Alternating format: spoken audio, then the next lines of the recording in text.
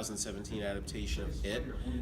This movie is basically the first chapter of the, now it's two-parter, based on the Stephen King novel, and it's about a group of kids who are facing, it's about a group of kids that are facing this one clown that's terrorizing the town, taking kids, murdering, and it has a track history within this town. Now, the overall story, the big standoff is Finn Wolfhard. Like, the kid from Stranger Things, he was like hands down like the best.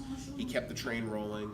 The kills in this movie were very like creepy. For the most part, it wasn't like in your face like horror, except for the projection scene. That hands down was like the best.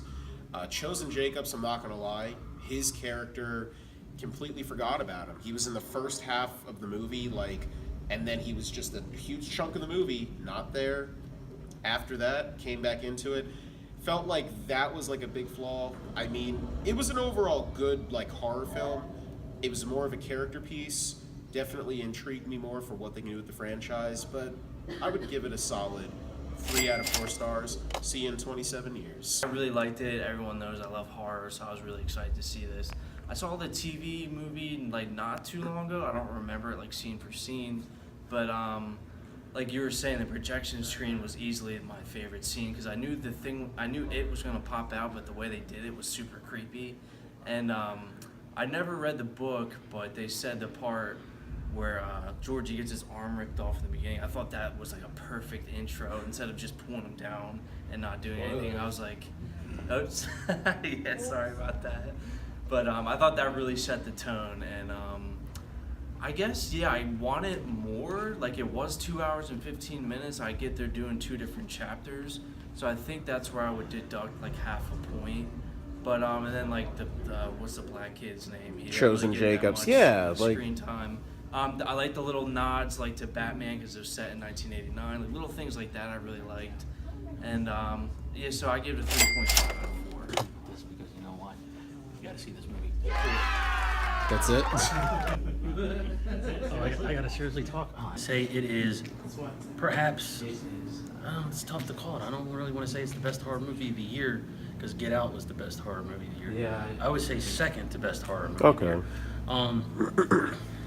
I'd have to say on par. It makes the 92. Was it 92? 90. 90. 90, yeah. Yeah. It kind of puts it to shame. I hate to say that because Tim Curry was a awesome clown, and then Skarsgård here actually did a pretty good job. Kind of creepy, you know, the wandering eye and everything.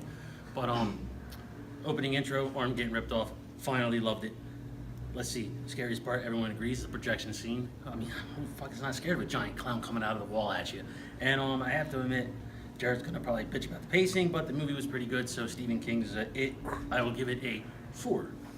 I have to say I enjoyed the movie. I enjoyed the pacing. Fuck you, Jared. I have to say it's a great movie to see. It does put the 1990 movie to shame, and I have to say it's very enjoyable. Skarsgård as the director, as the new Pennywise, and that the director. I had some type of issue with him for a minute because I remember not enjoying that Mother movie, or is it Mama, as much. But I have to say he did great with this one, and I have to say go see it.